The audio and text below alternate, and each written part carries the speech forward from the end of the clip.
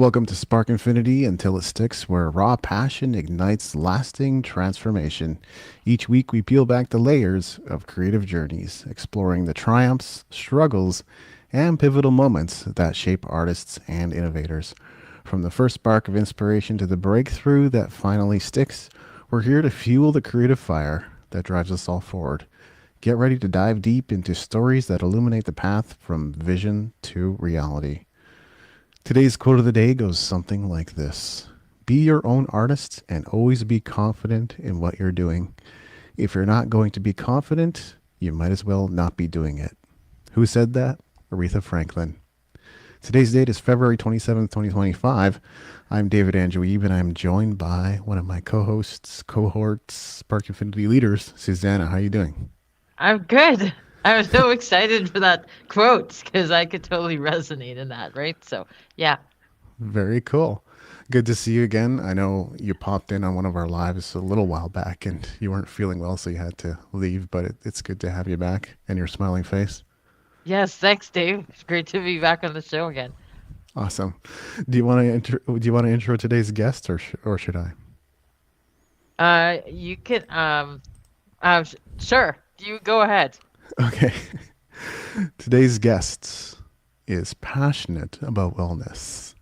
She's engaged in tons of personal development, just as much as we have, if not more. And also a fantastic visual artist. Ellyn Comegys. How are you, Ellyn? Hi, great to be with you today. Thank you so much for inviting me to join the show. Yeah, thanks for joining us. So, what are a few things we should know about you? I live just outside of Tucson, Arizona, in an area that is pretty quiet with my husband. My husband and I love to go on walks around the lake, and we like to look for turtles. That's one of our favorite things. And we I like love to go turtles. bike riding. And just recently, we started line dancing, which is really, really interesting. Huh. Always wanted to do line dancing. How do you like Arizona? I always think of a couple of people. I believe Dan Kennedy, the marketing guru, lives down there or lived down there at some point. And I think Noah Antweiler, one of my favorite YouTubers, lives down there. But I mean, I love to visit. But how long you been there, and how do you like it? Well, I lived in the Mesa in the Phoenix area for like 26 years. And then I moved um, to Sacramento and lived there for a couple of years. And then we moved here to Tucson area.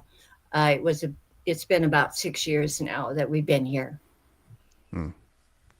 And it's pretty hot out there, right? Or at least probably warmer than where we are right now. Yeah, yeah, exactly. Yeah, it's been pretty. It's starting to heat up already. Yeah, so yeah. Early spring for you. To be fair, we get really mild winters in Vancouver compared to most parts of Canada, so we've got it good too. So Cool. what sort of creativity do you currently engage in? I I am involved in. I do well right now. I'm working with a artist that lives in Los Angeles, and what he's been teaching me is caricatures. So Hmm. I've been working on drawing caricatures, and it's really fun. I'm really enjoying it a lot. So that's one of the ways that I am actually expressing my creativity at this time. Is it caricatures or is it caricatures? I'm always confused as to how to pronounce it. So please correct me if I'm wrong about caricatures versus caricatures. David, do you know how to pronounce it? I'm not sure. I would also pronounce it caricatures, but I am aware there's certain nuances. Maybe that's the Arizonian way of saying, like, a bag to us is a bag, but in Seattle it's a bag. So I don't, Wow. sometimes. It Yeah. also like in other places in the States, it's called as like the rough. Where in here we call it the roof, right? But it's the Ah, rough. Gotcha. Yeah. Well, recently there's that stupid commercial on Spotify. I'm saying, like, when I say stupid, that's just redundant because every commercial is stupid on Spotify. But it's like bagel, bagel, bogle, and I'm like, there's two ways to pronounce it. How, like, you're trying to force this issue, and I'm not sure even people argue over bagels that much. So, That's amazing. I just want to say one more thing before we move on to Ellen's question. There was this English class that I attended when I was in the Philippines. My first language is English, by the way. But there was this English class, and there was they were asking us to pronounce Honolulu, right? But they said it's not Honolulu. It was Honolulu. So I don't know if that's true or not, if it's Honolulu or is it Honolulu. So if somebody can correct me next time, that would be great. that one sounds a little shady to me. No, I do get that certainly in Hawaii, right? We're used to saying Hawaii, but it is Hawaii. A ukulele, I was told, is ukulele, right? So that one I get, but I don't know about Hanalalalala. That's it. That's just weird. Stretch, right? Yeah, That's I think great. so. And the other thing too is just like they said Seattle, right? But they said you have to pronounce it as Seattle. It is going to Seattle. And I know as an American, Ellen, is it Seattle or is it Seattle? Seattle. Okay, great. Yeah. Thank you. Yeah. You're welcome. Sleepless in Seattle. Something Yeah. sounds off there. I love that show. It's awesome. Yeah, yeah, totally. So you're doing caricatures now, and Yeah. how about the journey leading here? Like, what sort of? I'm sure you've engaged in many, but what sort of creative things have you done? I um I started painting oil paintings mostly is what I've done. In It's been about 20 years ago, probably even a little bit more than that. And it's been kind of a spiritual journey for me. I've been able to, especially when I first started painting, is that I painted my feelings, um, in on my paintings, and people are actually really touched by my Hmm. paintings because I'm able to express it in a way that people are really moved by what I create, and so I use like design, color and design to be able to express myself on canvas. Recently, I haven't been painting, but it's been a little while. It's probably been like about 4 or 5 years since I've really been actively painting. I know from at least like I've been surrounded by artists my whole life, but my uncle Randall, for example, he definitely had stretches where he wasn't painting. So I don't know if it's like an on again, off again sort of thing, Yeah. but yeah, it seems to be the case for many visual artists. That's so good to know because I actually do that too. See, Because I actually created this painting about a few years ago. It's not painting, but it was actually through like markers and everything like that. And I'm on and off, on and off, on and off too. So it's good to know that all artists are that way. You know, Yeah, exactly. I'm not alone there, right? So That's great. right. You're not. a really fascinating thing you said was you're able to draw out the emotion Mhm. in the people seeing your painting. How does that work? Um, well, they actually look at my painting, and if they like something will like I think it's especially I think I'll give you an example. I actually created this one painting. It's called Transformation, and I always saw myself as like really ugly, and so I found something that kind of depicted that, and so I painted that on one area of the canvas, and then and it was actually the part that I really thought was ugly. It actually showed up to be like really beautiful because there was, I painted the guilt and the shame and, all that stuff. And then um, the transformation is like when I started coming out of that. So one part is that ugly part. And then I painted myself on the other side of the canvas. And, I didn't have anybody buy that, but there was this one guy that was like really uh, brought into that, and he wanted to uh, buy that actually for his friend. Hmm. And so it's just that there's something that just moves them to that they're touched by what I express on the canvas.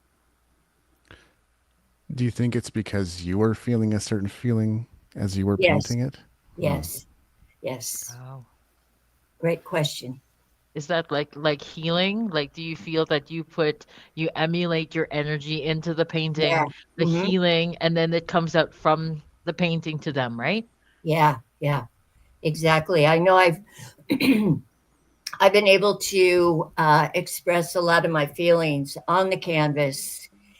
To especially at when I first started painting, I was experiencing an awful lot of anger. So that was a lot of like what came out, and then as time went on, there was some other feelings that came up, but that was really an intense feeling that I had. And did that Hmm. come out from the painting that you had? Did it, like, when people looked at that painting, did they feel anger themselves? Yes, Oh, yes, wow. Wow. absolutely, yeah. So how did it sell, or did it just stay on the wall somewhere, you know? The that one that I was talking about, I've still got that one. I actually haven't sold that one. Oh, okay. I think there's a part of me that doesn't want to sell that one because I love it. Mm. Hmm. Wow. Wow. I would love to see it because like to see that anger and then actually see it and what it looks like. I'll show it to you. Oh, okay. Yeah. So, I feel like there's definitely a parallel with music. I mean, I've been a musician a long time. I can certainly write lyric snippets or guitar riffs or guitar ideas, but writing a full song, and I mean, I could do that any day, but writing a full song sometimes require tuning into a certain emotion or feeling or thought process. So it sounds like what the process that you're utilizing is kind of similar to that. Hmm. Yeah. Exactly.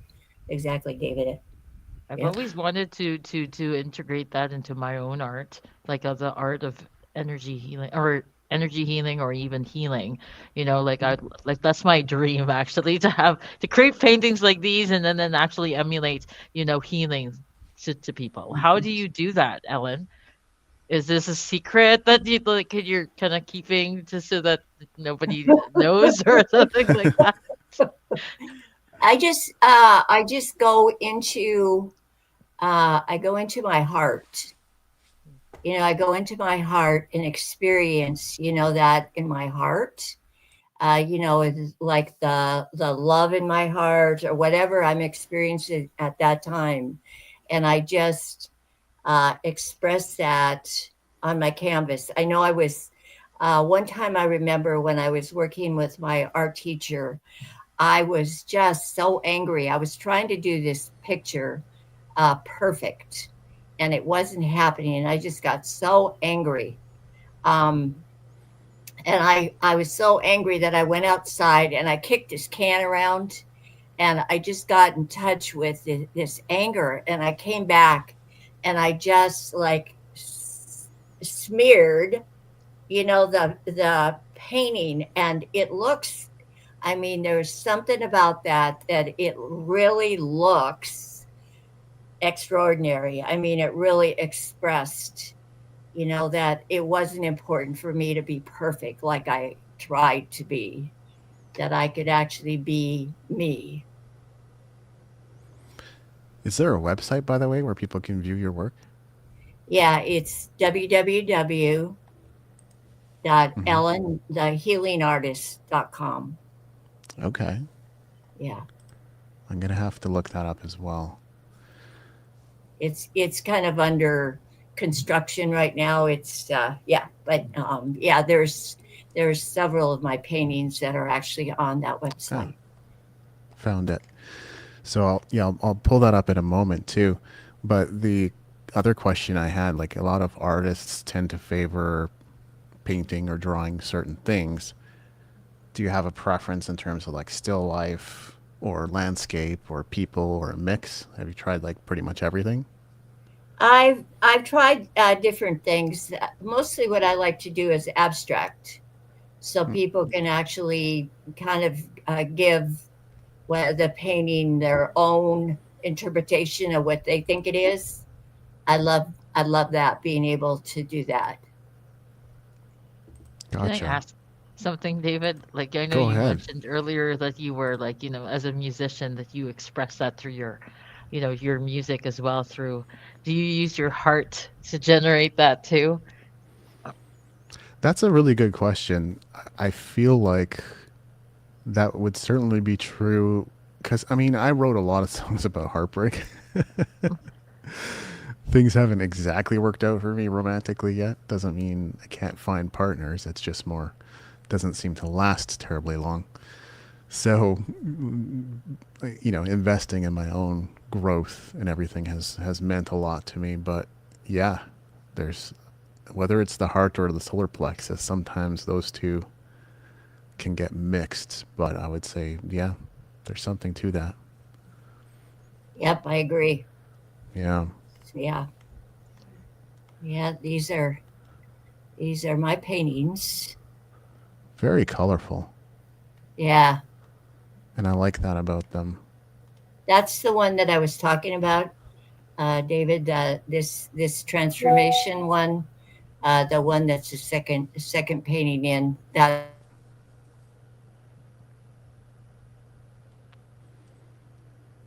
Did we lose Oh, her? I a guess person that we I might have. felt was ugly. How it went into me. Okay, I can see that for sure. Very unique idea. I love that. Wow. That was Yeah. the one that caught my eye. Hmm. Which one? The one that the bottom the when the Down transformation here. that she was talking about. Yeah, because it looked like um uh, uh, and then there was like the mask or something like that, right? And what's the one to the left? What's that one? Yeah, This one, That one right? there is yeah. called Trapped. It's That called one what? is Trapped. Trapped. Trapped. Okay. Uh-huh. Mm-hmm. And is it like trapped Yeah, because like is it like a depiction of someone on the tree or something, or it's like that was kind of that was kind of my experience of being trapped. I felt a lot that I was trapped in my body, Hmm. mm, and so that's the way that I expressed it, like that. hmm. It was kind of Wow. crazy. It was crazy making. Yeah. Wow. It sticks out for sure, and it does seem to be like an energetic representation of those feelings. Mm-hmm. Yeah. And Definitely. I am seeing work that looks a little bit like Picasso as well. I think the third one in here Yeah. reminds me of Picasso, I should say. Yeah. It's I've been a nurse for 48 years, and that's the way I felt a lot of times, Hmm. when the doctors are like yelling at me, or, like having that vice on my head, and then having those rocks on my back. And there's the patient looking. Yeah, it was, yeah, that I really enjoyed creating that painting. I was able to express a lot about how it was to be a nurse. You can see it for sure. It's the raw emotion of it is there. That's a Mhm. common thing for like, nurses to feel that way, right?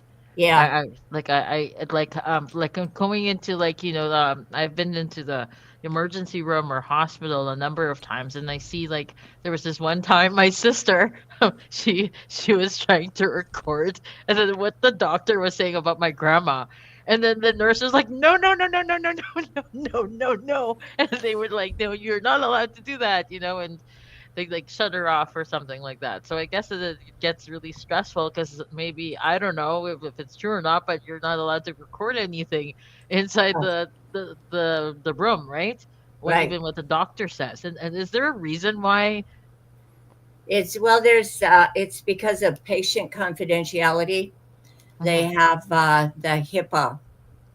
HIPAA is, that actually protects patient confidentiality, and that's what they follow. And not allowed to record anything Mm, at the hospital. Yeah, that's a okay. great question. Yeah, Yeah, because I was like, wondering about that, and then they get overly stressed. Like, and then there's other stories about how other like nurses treat other patients really badly. I guess it could be the stress yeah, too that they're yeah, undergoing, right? Like exactly.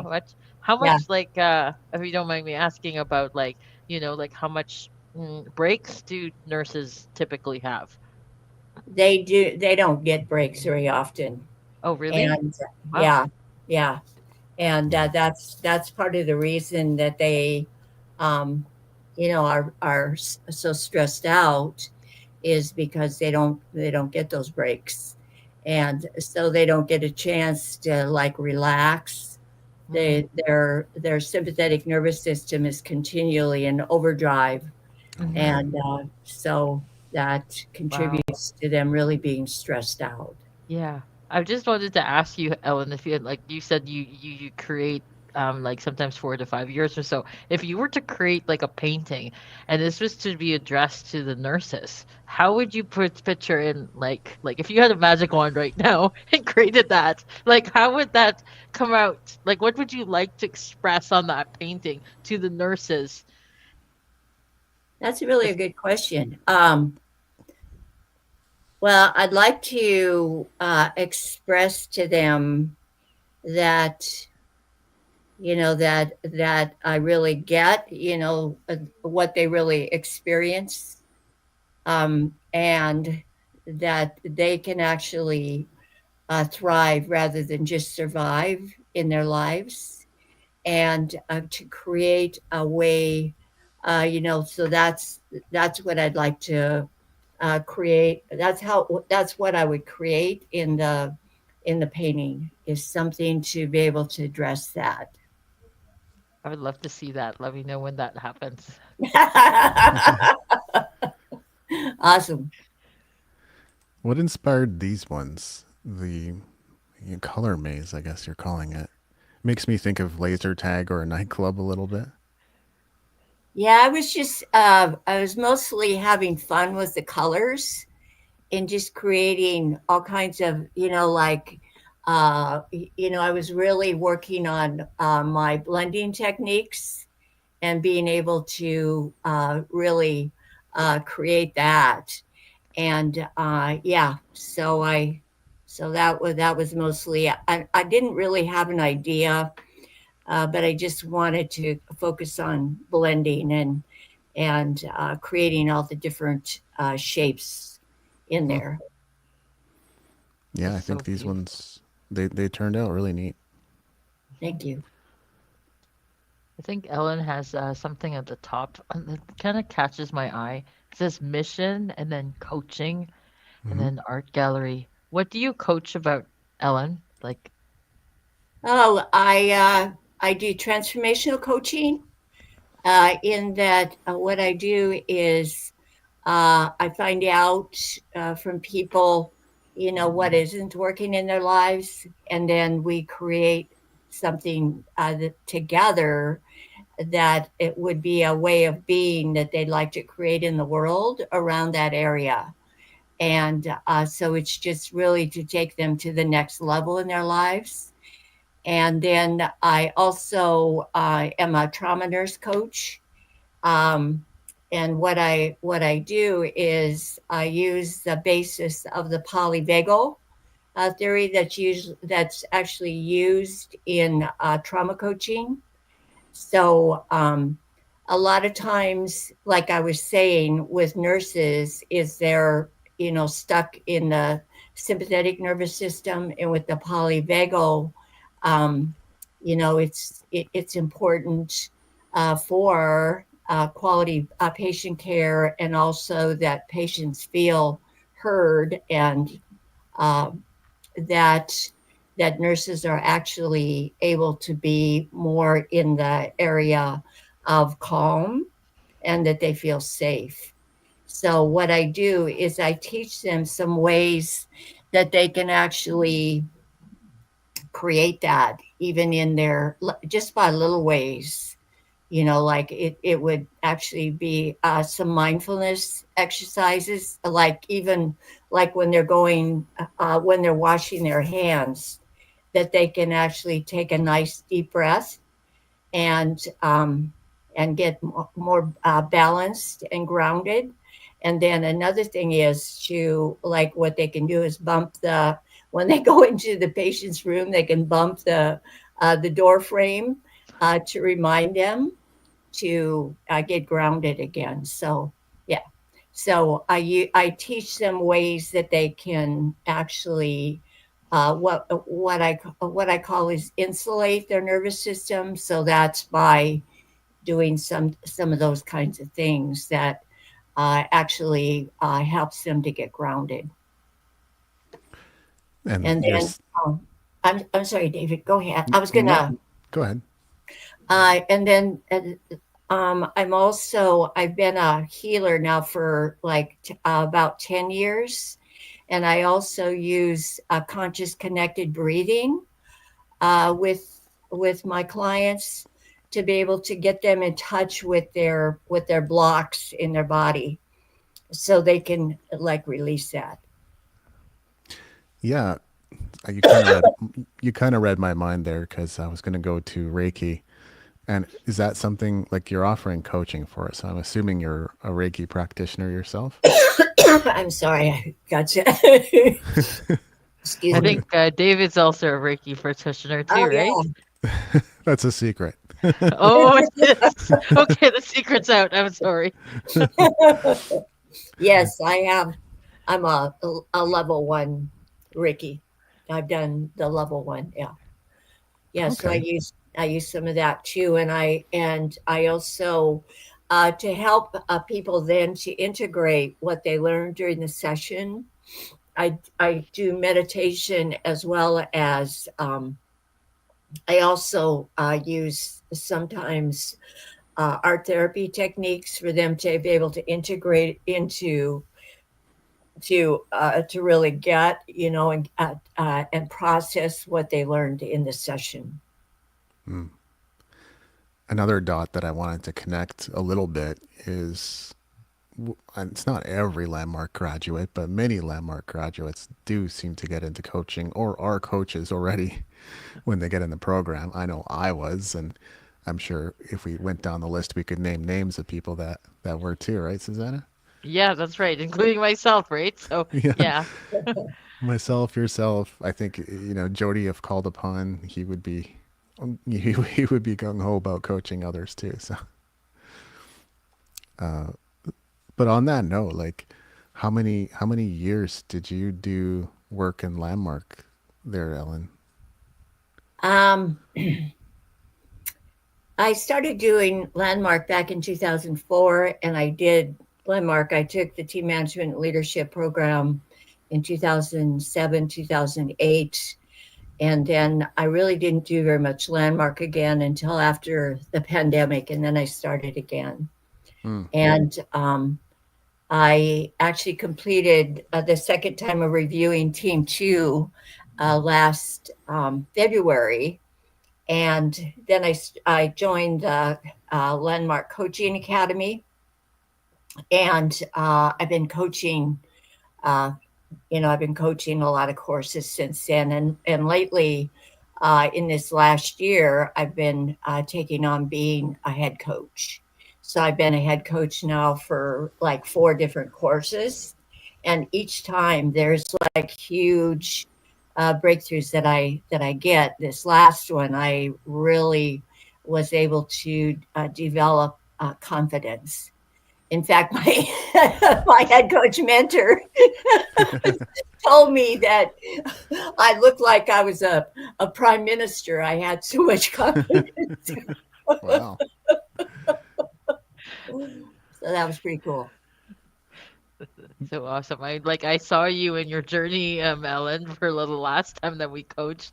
Like you were like, oh, like a little that, and then suddenly you were like, boom, like this huge person stepping out of the screen. Like, wow, Ellen, that's so you could just run for like U.S. president too, right? Yeah, sure. Well, I mean, this is all inside baseball fun to us. I'm not sure how interesting it is to listeners or viewers. Hopefully, it is.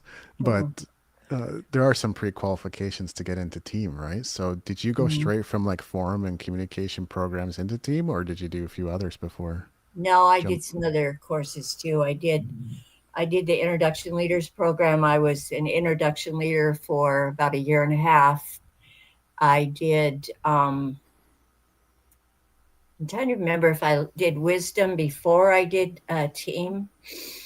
I can't remember for sure, but I did wisdom. I also did a lot of vacation courses with wisdom, and I did the whole curriculum, self expression, leadership, advanced course. I did all Hmm, of those, and I've done a lot of seminars also. So I've done quite a few courses. cool. Has personal development always been a thing for you? Like, always part of your life, or did you get into it with Landmark? No, I've been on this journey ever since I was before I was 30 years old. I Wow, started my journey. Yeah. wow. So were you part of the S training too? No, no, No, I no, was no. no. Okay. Okay, I just wanted to check in with that. And then also I wanted to ask too, with regarding to your second year in team, what is the difference between the first and the second? What breakthroughs did you get differently? That's a great question. Um, in the first year team, it was more about create learning how to create teams and teamwork, and that was quite a while ago, 2007. I don't remember exactly what it was, but anyhow, it helped me to. I always tried to do in the past. I always tried to do everything on my own, and I learned to create teams and teamwork. And then in the second year of the team management leadership program, what I really got is how to cause other people to be leaders and to support their leadership and listen to them as big. And I think I've gotten that even more clearly since I've been in the Landmark Coaching Academy. I've really gotten more about causing other people's leadership really probably in this last course that I was the head coach for. Hmm. That's so awesome. And you said you took team management the second time. What did you get the second round? Um, the second round, I got um, I really got what a powerful leader I really am. That I really have a lot to contribute to a lot of people, to nurses, and to like I was a nurse coach for about 13 years, and I really got that I have a lot to contribute, and yeah. That's amazing. The nurses on who are going to be or listening to this are going to be so happy to meet you, right? So you make a huge difference for them in the world. Yeah, thank you. When you were getting started, was it Jim Rohn or Earl Nightingale or Napoleon Hill or something like that? That's really good. I know my history a little. It was probably more Florence Nightingale, I would say. Hmm. Yeah, Yeah. very cool. Well, there's a person emerging, and we've gotten to see a little bit of your work and your personal development. Are there, is there anything else that we should know about you that we haven't really touched on yet? No, um, that's a great question. Well, I think what I've recently really learned about myself is that I really I wasn't really aware that I cared about people as much as I do, but and what I've learned is that I have a lot of care and compassion for others, and that I've got a really big heart, and yeah, and that's actually what I show to people. Hmm. And if people want to get in touch with you, your website is the best place. Or they can I've got a Facebook page also. It's called Nurses Wellness Warriors. That's one way that they can get a hold of me.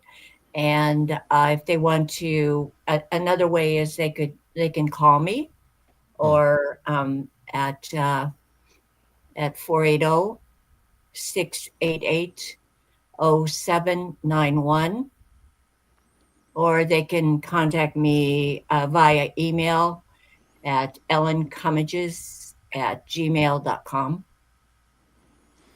I do want And to you're ask. also, oh, Sorry, go yeah, ahead. Yeah. I was just going to say, yeah, you're welcome to drop all of that into the comments of this episode as well. But yeah, go ahead, Susanna. Oh, I just wanted to ask Ellen, like, if you had, let's say, one wish before you died, what would that be? Wow. And what would you like to accomplish before that happens? Like that one thing. To really have an impact on nurses and the transformation of the healthcare system. Hmm. So beautiful. On that note, what needs to change in the healthcare system? I am asking knowing it's a totally loaded question. It is a loaded question. Well,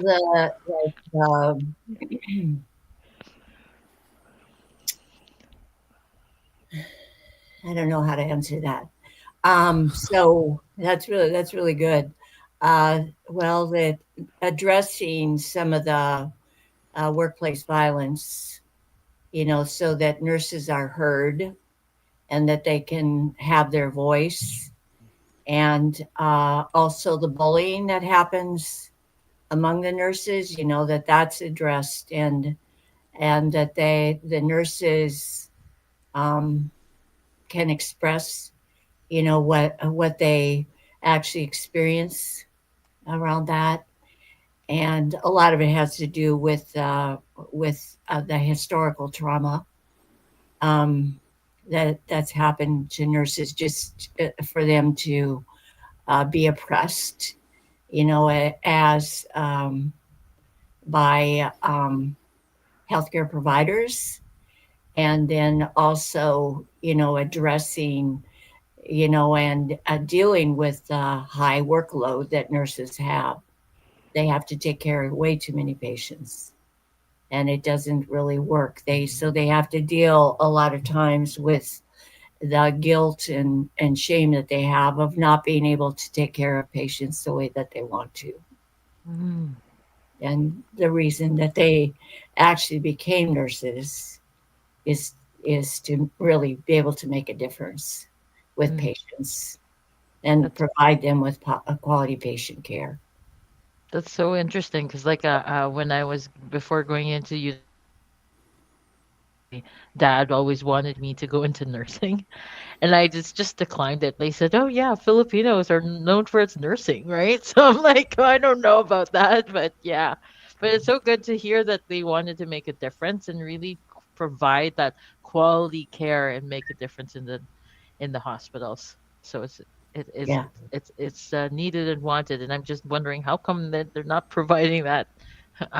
Is there some sort of law that prohibits them from doing that type of care?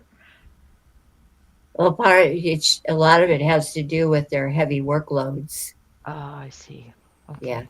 that they can't provide the type of care that they want to do. Well, it sounds like working conditions is a big deal. And I know from having talked with Maria, because she's been on the show too, that education system has a similar problem as far as working conditions are concerned. And that's kind of the main thing. These are supposed to be vital systems in our society, right? And it's Yeah, just crazy how little emphasis politics really puts on these things. They talk about them as if they're yeah, important, but when push comes to shove, we're not really putting necessary resources and attention towards it. yeah, exactly. Very It's true, crazy. David. It is. Like I went down to today. I went down to. This is just an example of the craziness that I witness on a daily basis. But I went down to get some bubble tea earlier today, and I went to this busy something or other village. It's just a collection of a few different stores. There's a grocery store there. There's a few fast food joints, that kind of thing. And the parking lots are always pretty full as is. And someone thought it was a good idea to create these angular planters that make it impossible to park in some spots. So now 12 spots that were available before are gone. I'm all for plants and nature preservation. I think that's great. But why? Like, as if this was some kind of afterthought. Maybe it wasn't. Maybe it was planned all along. Suddenly, planters are going in, making it impossible for people to park in the plaza. I Yeah, sometimes wonder how decisions get made. That's all. yeah, I get that. Yeah. Yeah, amazing. Well, I very much enjoyed this conversation. Is there anything else that you'd like to share in closing? This is your platform. You're welcome to share anything. And I could imagine for Ellen that, like, people seeing her for this, and her to come alive on this, and then people really getting to know her, and the artists out there and the nurses out there, right? And the people who are needing that support and healing. Yeah. Well Yeah, said. yeah. Thank you. Yeah, thank you so much for allowing me to be on your show, and it's just really been an honor. And I've really enjoyed it. It's been really fun, and yeah. So thank you. Great to hear it. And And it like, was really, really great to have you here today. Thanks so much for joining us. Thanks for joining us, everyone, in the Spark Infinity community. Whether you're watching the replay or watching live, we really appreciate you. Feel free to drop a comment and connect with Ellen if there's something that connected with you today. Thank you.